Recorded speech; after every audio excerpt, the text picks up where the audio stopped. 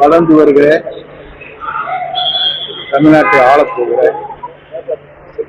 தமிழக வெற்றி கழகத்துடைய தலைவருடைய திரைப்படம் என்பது தமிழ்நாட்டில் என்று வெளியிடப்படும் என்று ஆவலோடு மக்கள் காத்துக் கொண்டிருக்கிற நேரத்தில் இது போன்ற தடைகள் ஏற்படுமானால்